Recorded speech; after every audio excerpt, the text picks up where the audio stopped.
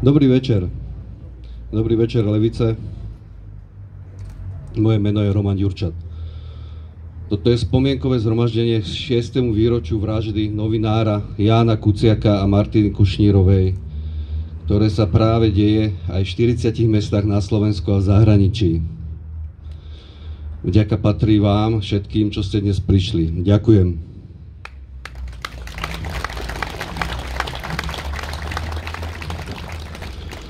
Poprosím vás, aby ste sa chovali slušne a vyhli sa akémukoľvek násiliu či agresii. Organizátorom tohto spomienkového stretnutia v Leviciach je Hnutie za slušné Slovensko. Vražda Jána Kuciaka a Martiny Kušnírovej bola dvojnásobná vražda, ktorá sa stala v stredu 21. februára roku 2018 vo Veľkej Mači, okrese Galanta na Slovensku. Ján Kuciak pôsobil ako investigatívny novinár spravodajského portálu Aktuality.sk, pričom sa venoval najmä podozreniam z daňových podvodov. S Martinou Kušnírovou bol zasnúbený a bývali spolu v rodinnom dome na Brezovej ulici vo Veľkej Mači.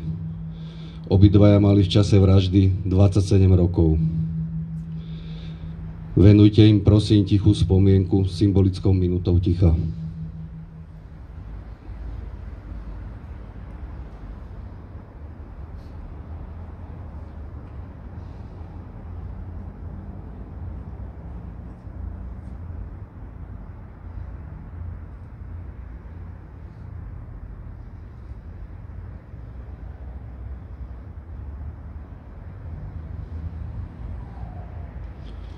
Ďakujem.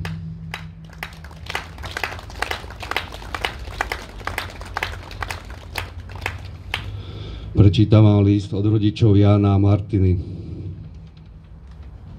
ktorý je čerstvý, iba nedávno zaslaný všetkým, čo sa zúčastňujú tejto pietnej spomienky.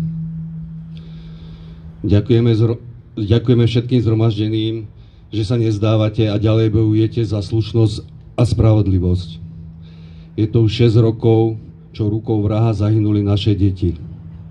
Vrah je už odsúdený, no jedinci, ktorí vytvorili tento systém našich ľudí, sú opäť pri moci. Vrah dostal zaplatené a ten, čo ho zaplatil, je síce vo väzení, ale za ekonomické trestné činy a vyzerá to tak, že jeho mecenáši ho odtiaľ dostanú. Menia trestný zákon. Obhajca objednávateľa je poradcom premiéra, Vodorová pravá ruka Gašpar starší, ktorý podľa všetkého nechal Janku vylustrovať a je v parlamente. Gašpar mladší sa má stať šéfom SIS. Trestný zákon vytvárajú obvinení a obhajcovia odsúdených. Arogancia šéfa Smeru nemá hraníc, ľudskosti, kúska slušnosti, za ktorú sme tu stáli. Objektívne zhodnotenie chýb pri pandémii posudzuje komisia, ktorej čele stojí antivaxér. Čo si o to myslíte vy? Dnes tu stojíme a spomíname, že už počas vyšetrovania vraždy našich detí hádzali vyšetrovateľom polena pod nohy. Bojím sa, že prichádza rekapitulácia. Vyhlásenia vtedajšieho policajného prezidenta Gašpara o drogovej stope, fámy o ukradnutých artefaktoch, Kočnerové motáky a iné. Ako sa ukázalo časom, prvý dosť závažný problém bolo rozpustenie vyšetrovacieho tímu Kuciaka a odozdanie časti vyšetrovacieho spisu policajnej inšpekcii. Kto tak rozhodol? Pani Saková, ktorá je znova vo vláde, a páni Lučanský a Zurian, ktorý teraz šéfuje inšpekcii. Dnes už je jasné, že sa hralo o čas. Ľudský život a dôstojnosť pre nich nemá hodnotu. Idú len po ochrane seba a svojich ľudí, v čom ich nezastavila ani chladnokrvná vražda našich drahých. Slušnosť a spravodlivosť, za ktorú tu stojíme, zas prehráva nad peniazmi a zlom. Teraz si znovu myslia, že môžu všetko. Meniť zákony, zastrašovať, vymýšľať krkolomné teórie, odstavovať slušných ľudí a my budeme ticho. V tom sa však mýlia. My všetci sme tu a vždy budeme za pravdu a spravodlivosť bojovať.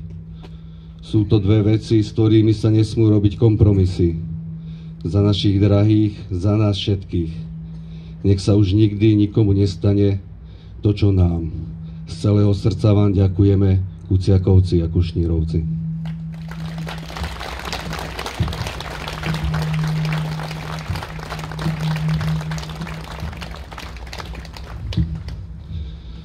Keďže táto spomienka je dosť duchovného rázu, a tak tu máme aj dosť mnoho duchovných predstaviteľov z duchovných cirkví, a to konkrétne Lukáš Líška, rímskokatolícky kňaz, Martin Félix, rímskokatolícky dekán v Leviciach, Martin Riecky, konsinior a zborový farár evangelického cirkev Augsburského vyznania v Leviciach, Ondrej Garaj, vedúci zborovej stanice Kaplnka, cirkevný zbor,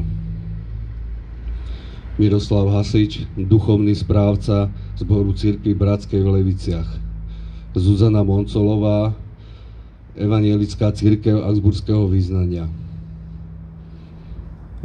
Za všetkých postupne, ale hlavne prehovorí Andrej Garaj, vedúci zborovej stanice Kaplnka.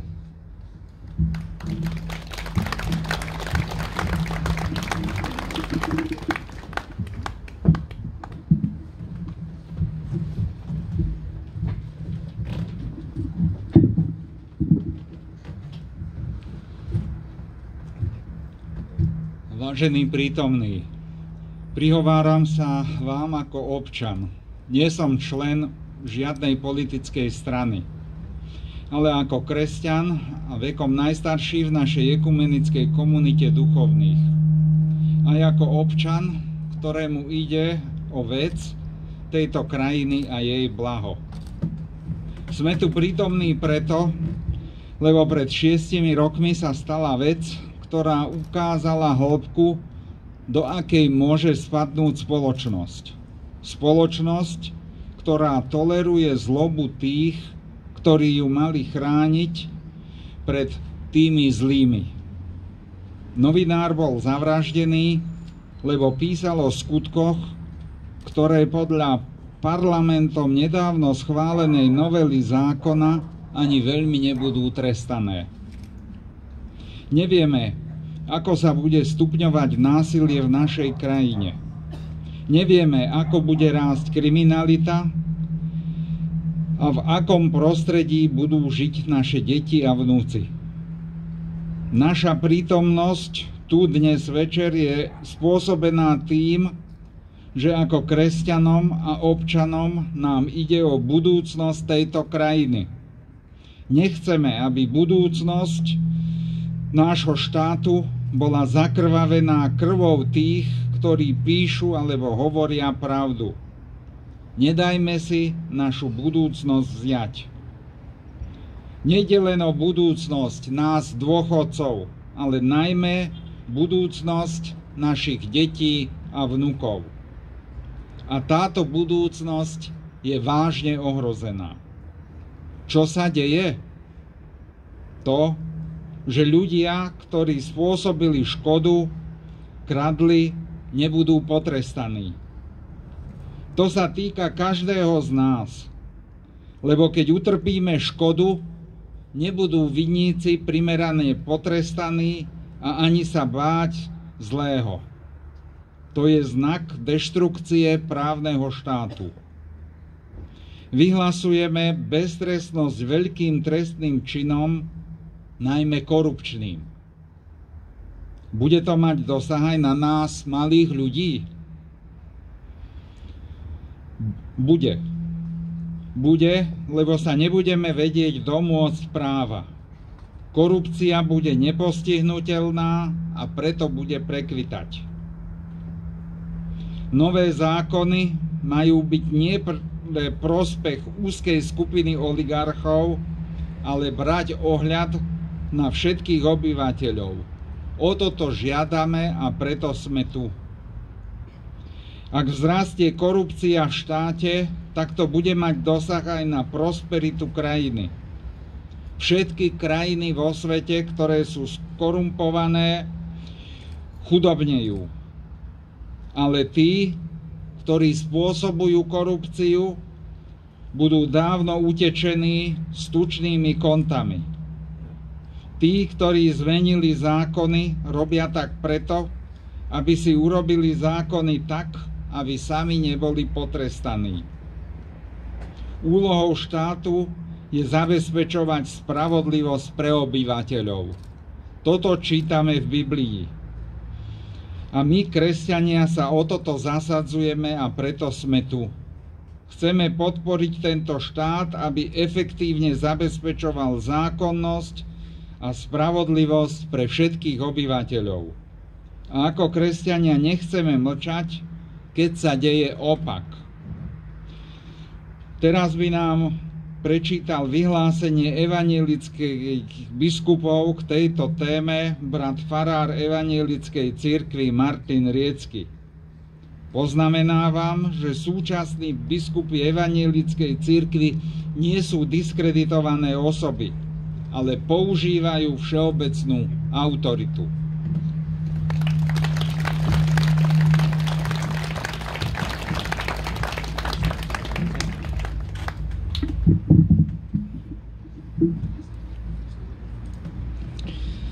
Vyhlásenie k novelizácii trestného zákona. My, evanjelickí biskupy, vyjadrujeme vážne znepokojenie nad prijatím novely trestného zákona v Národnej rade Slovenskej republiky dňa 8. februára 2024. Máme obavy o základy právneho štátu, principiálne demokratické hodnoty, ktoré sú postavené na zodpovednosti a nie na politickej svojvôli. Úcta k spravodlivosti a rešpektovanie zákona je jedným zo základov stabilnej a bezpečnej spoločnosti. Prispôsobovanie trestného zákona v prospech osobných alebo stranických záujmov je neprípustné.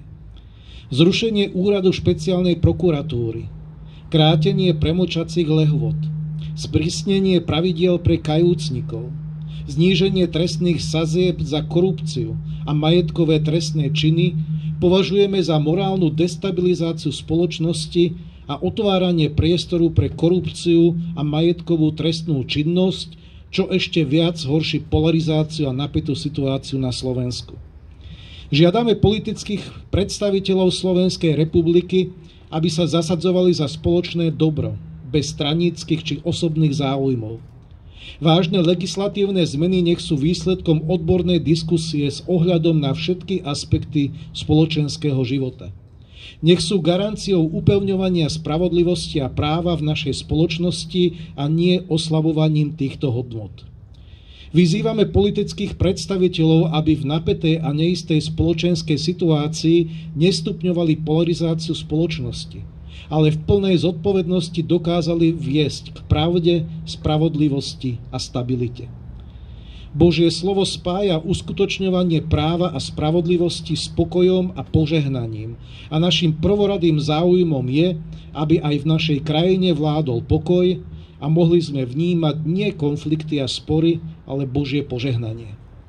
Blahoslavení, ktorí zachovávajú právo a činia spravodlivosť v každom čase. Žalm 106. S prianím Božieho pokoja a požehnania zostávajú Ivan Elko, generálny biskup evanjelickej cirkvi, Ján Hroboň, biskup západného dištriktu evanjelickej cirkvi a Peter Mihoč, biskup východného dištriktu evanjelickej cirkvi.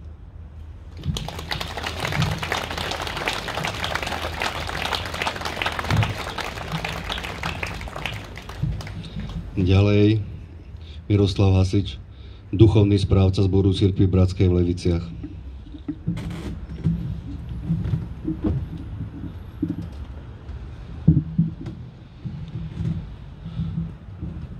Bol som požiadaný, aby som prečítal list spolupracovníčky Janka Kuciaka, Pavly Holcovej, šéfredaktorky Investigace.cz. Milí přátelé, netušil jsem, že i po 6 letech, kdykoliv se začne blížit dátum 21. února, se mi sevře žaludek. Je to dátum, kdy byli po 7 hodině večer zavražděni Ján Kuciak a Martina Kušnírová. O jejich vražde sme sa doviedeli o niekoľko dní pozdeji. Pavla, stala sa strašná tragédia. Zaznelo mi do ucha v telefónu a já se v čepici a bundě posadila doprostřed předsíně a odmítala tomu uvěřit. Byl to jeden z nejchladnějších únorů za mnoho let. Lidé na Slovensku i v Česku navařili čaj, teple se oblékli a vyšli do ulic. Na protestech zpočátku požadovali nezávislé vyšetřování vraždy. Nakonec padla vláda a chvíli to vypadalo, že Slovensko se jednou a provždy změní. Přišla nová prezidentka. Neochvějná dominance strany Smer SD padla ve volbách. Lidé ale bohužel k moci vynesli křiklouna, nikoliv politika. A ten kromě linče starých pořádků neměl vizi, jak vládnout. Všechno chtěl dělat rychle a s velkými efekty. Ohýbání pravidel lidmi, kteří za to kritizovali předchozí vládu, bylo na denním pořádku a stejně tak i důraz na rychlost místo precizního zpracování případů. Vláda opět padla. V zářijových volbách se k moci vrátil Robert Fico. A ten se stará o to, aby se k moci mohli vrátit i všichni jeho lojální kamarádi, kteří během posledních let byli vyšetřováni, obviněni nebo obžalováni. Fico nám ukazuje, že všechno je možné. Ráda bych tvrdila, že Slovensko obsalo kruh a vrátilo se do bodu nula, tam, kde bylo před vraždou. Bohužel to není pravda. Slovensko na tom je a podle všech možných indikátorů i bude daleko hůř než před smrtí Jana Kuciaka a Martiny Kušnírové. Ještě loni jsme se mohli utešovat tím, že Jano a Martina položili život za lepší Slovensko. Za to, aby se společnost probrala a začala si nárokovat spravedlivější a férovejší stát. Dnes už víme, že jsme tuto bitvu prohráli. Bojovat ale budeme dál, protože kdybychom tento boj vzdali bychom se i odkazu Jána a Martiny. A to bych si nikdy neodpustila. Pavla Holcová, šéfredaktorka Investigace.cz.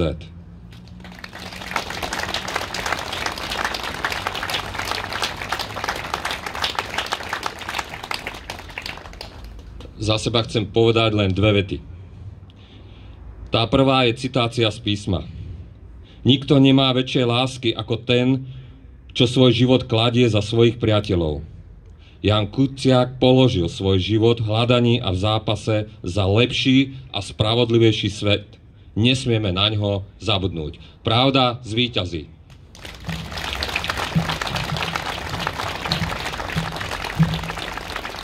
Ďakujem Miroslavovi. Ďalej pred vás predstúpi Zuzana Moncolová, Evanjelická cirkev Augsburského vyznania.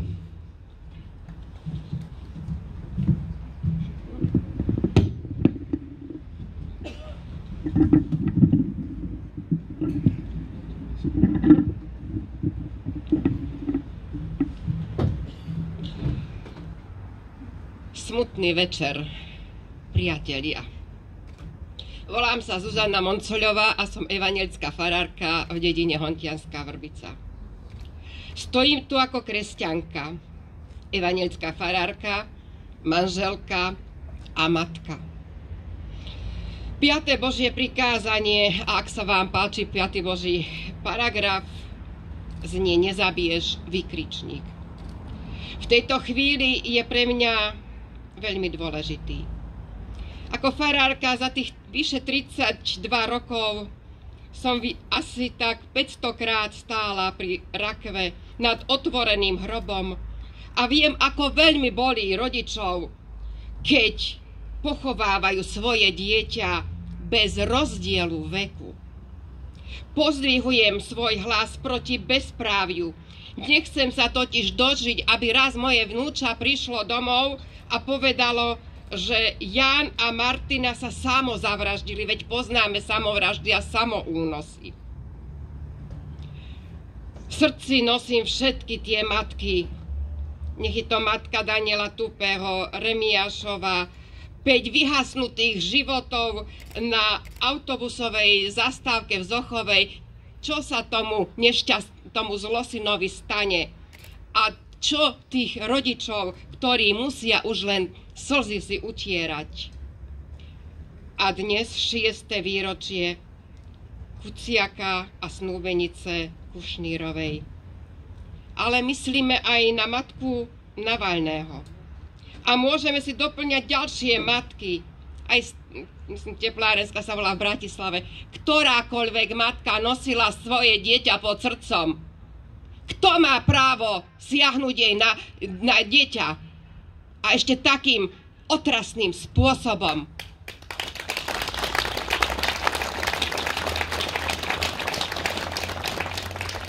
A hneď 6. Božie prikázanie: nescudzoložíš, zneúctenie, znásilnenie.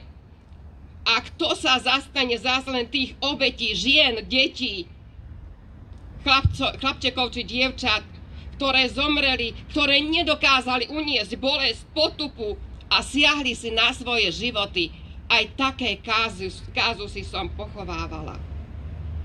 Toho zľahčovania toto má prejsť zákonom. Tento bolševický syfilizmus, to nech si nechá pre seba súdruh cár v Kremli a jeho poskokovia zo Slovenska.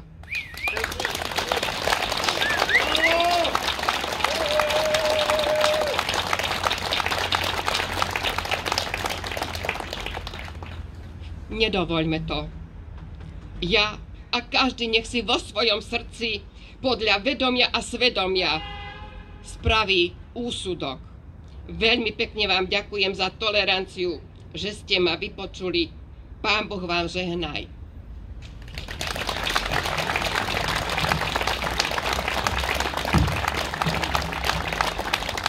Ďakujem našim duchovným, a to Zuzane Moncolovej, Lukášovi Líškovi, Martinovi Felixovi, Martinovi Rieckému, Ondrejovi Garajovi a Miroslavovi Hasičovi. Ďakujem.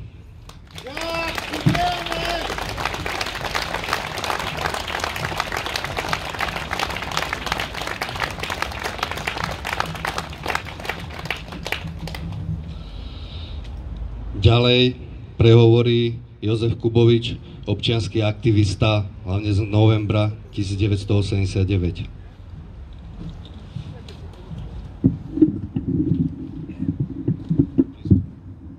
Želám vám dobrý večer. Je veľmi ťažké po takýchto silných slovách k vám hovoriť a dnešné zhromaždenie je venované pamiatke Jána a Martiny, ktorých životy tragicky skončili kvôli Jánovej investigatívnej novinárčine. Svojou prácou sa snažil odhaliť mafistické praktiky na Slovensku a ich prípadné prepojenie do vtedajších politických štruktúr. Od organizátorov tohto zhromaždenia som dostal pozvanie, aby som sa k vám prihovoril ako občan, aktivista s odkazom na november 89. Vtedy sme tiež postávali tu na námestí, aj na tomto našom v Leviciach, akurát tu nebolo takéto pódium, ale sme postávali tuto na pomníku a tiež sme sa tu zhromaždili kvôli tomu, že sme chceli vyjadriť nejaké nespokojnosti a v podstate sme vtedy bojovali za slobodu, demokraciu a chceli sme sa zbaviť totality, ktorá tu vládla predtým.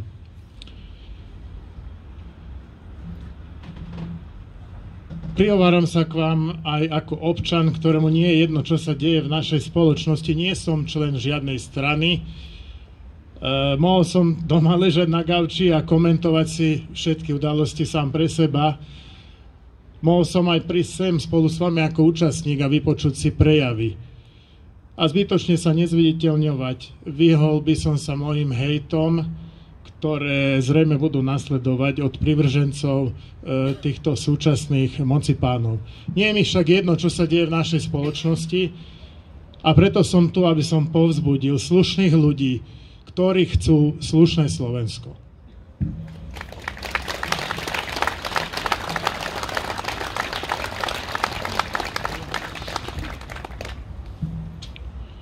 A musel som si to nejako pripraviť, aby som tu dlho nerozprával, aby som sa držal témy. Teda v tom novembri sme sa zbavili toho totalitného režimu, vyštrngali sme to kľúčami symbolicky a mysleli sme si, že sme vyhrali. Atmosféra bola úplne úžasná, euforická. Ja som bol vtedy mladý človek a všetci ľudia boli k sebe dobrí a prajní. Držali spolu. A jedným z leitmotívov, jedných z najdôležitejších hesiel tej doby bolo, že v jednote je sila. Dneska to vyznieva možno ako klišé, ale v jednote skutočne sila je. To je posolstvo z novembra 89, ktoré vám prinášam. Potom sme prežívali rôzne obdobia. Boli tu divoké 90. roky, mečiarizmus, boli tu kauzy ako Gorila. Stále ľudia museli prejaviť svoju vôľu alebo nevôľu s režimom, ktorý nastolili vtedajší páni, a vyzerá to, že u nás na Slovensku sa tak točíme vždycky do kruhu, dokola. A teda dnes sme sa zišli kvôli nešťastiu, kvôli tejto tragédii, kvôli dvom vyhasnutým mladým životom.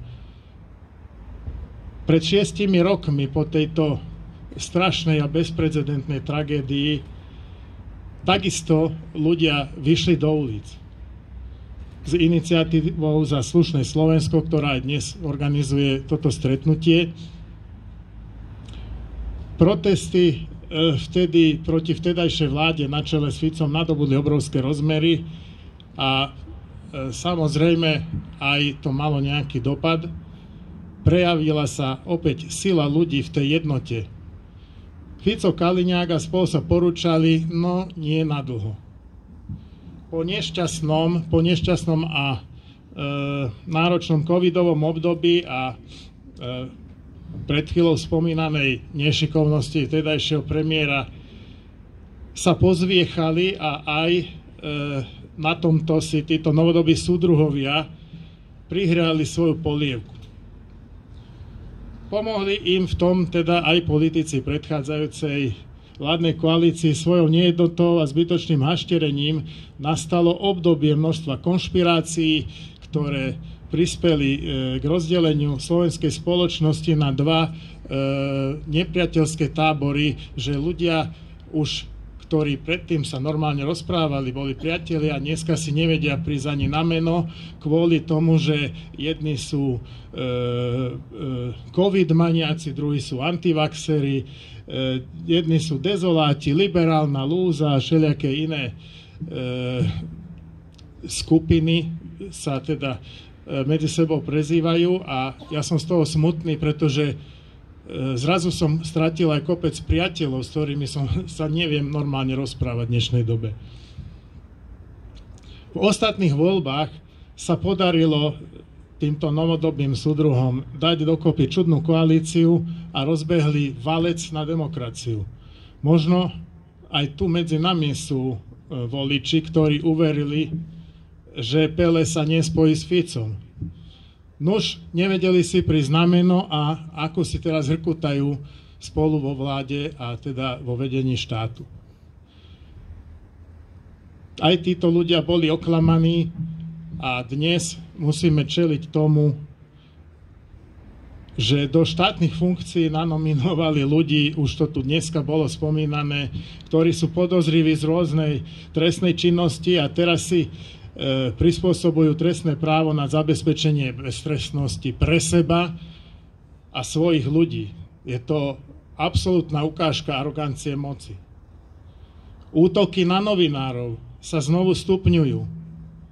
politici si vyberajú, s kým budú, respektíve nebudú komunikovať, vyhrážajú sa im.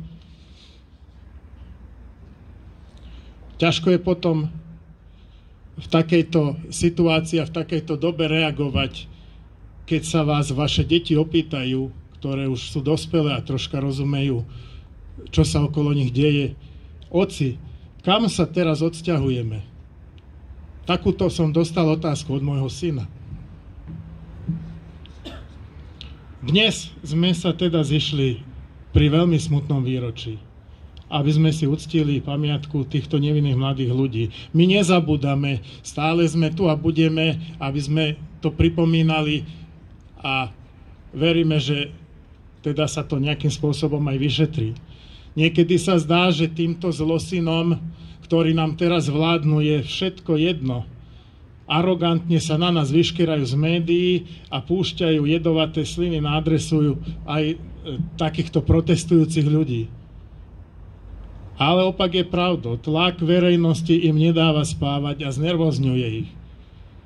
Preto my nesmieme poľaviť. Naše zhromaždenia majú význam, preto vás všetkých prosím, zúčastňujte sa ich aj naďalej v čo najväčšom počte, lebo v jednote je sila. Ďakujem.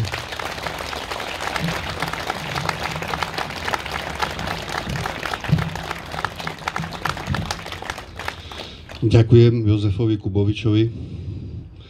Ďalej pred vás predstúpi Slavka Gelenová, učiteľka, a nebude to hymna.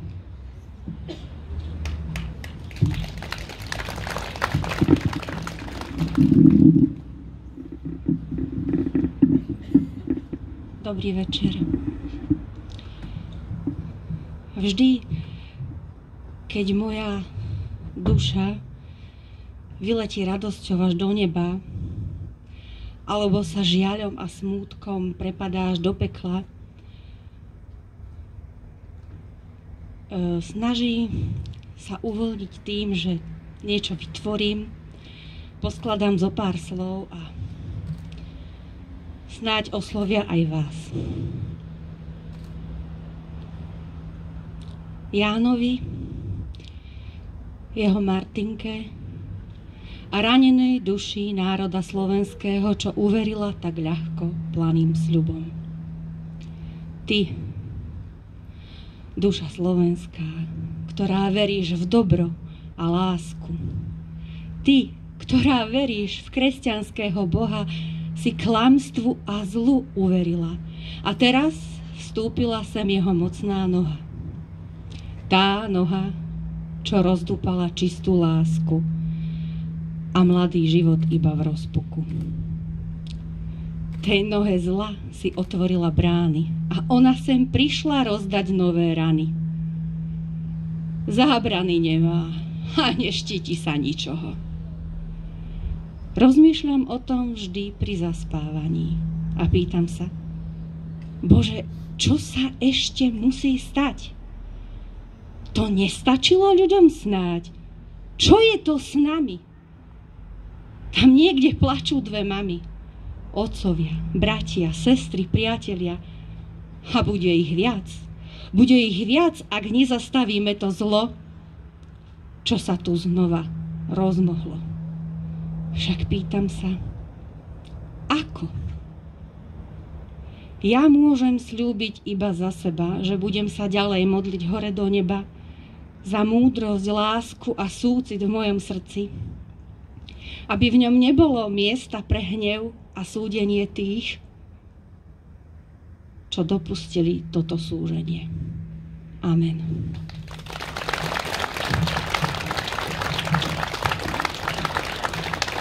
Ďakujem Slávke Gelenovej. Ďalej si pustíme skladbu s názvom Cintorín od Michala Hrenáka. Zatiaľ môžete kľudne, tí, čo ste ešte tak nespravili, ak chcete zapáliť sviečky, tak sviečky sú tu z mojej strany naľavo.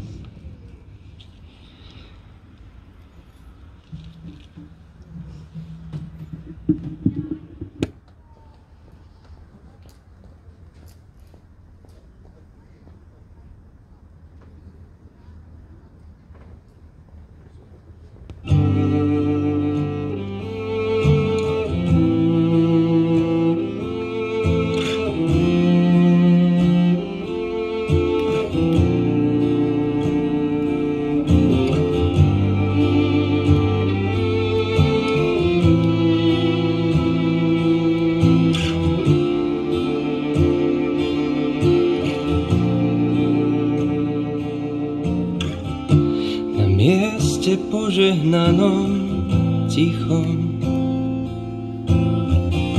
na mieste večne smutných chvíľ, na mieste navždy plnom vzlikov. Raz účtujeme svoje dni. Chodím sem smútiť, keď som opustený. Chodím sem vyplakať si dušu. Chodím sem túžiť po odpustení. Chodím sem položiť si ružu. Cítim tu slzy po zemi. Cítim tie kroky po cestných. Cítim, že na rade sme my.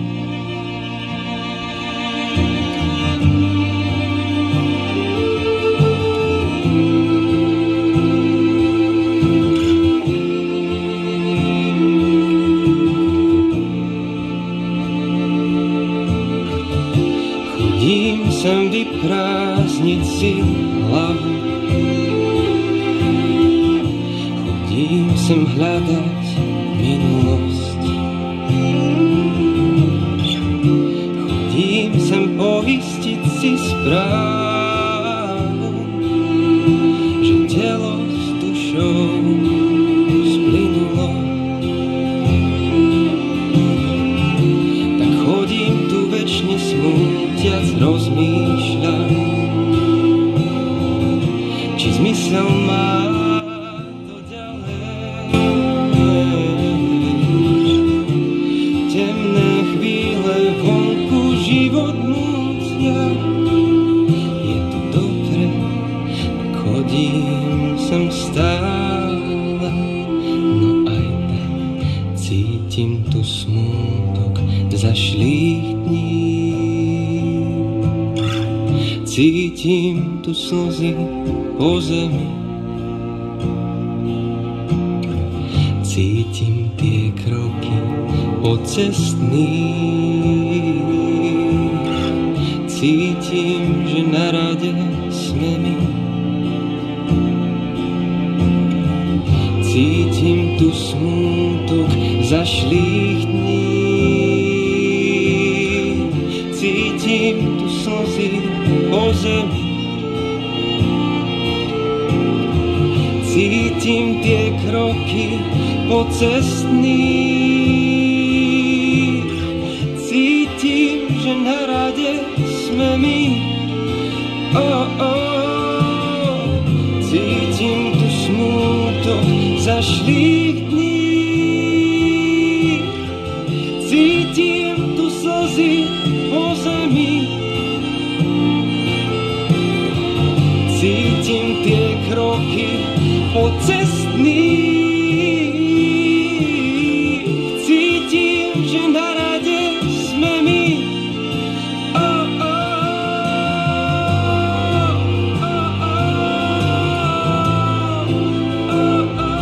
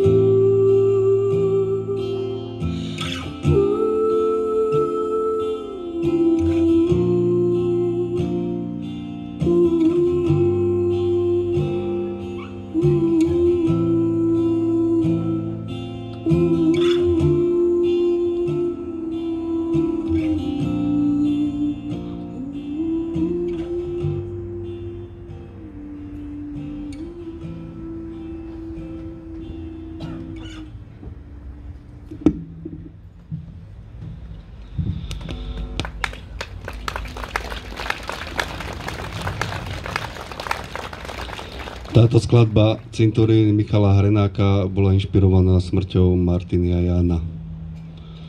Neviem, či to povedal Seneca, ale nemám to overené, ale to také slova, že štáty bez spravodlivosti nie sú nič iné ako rozsiahle bandy.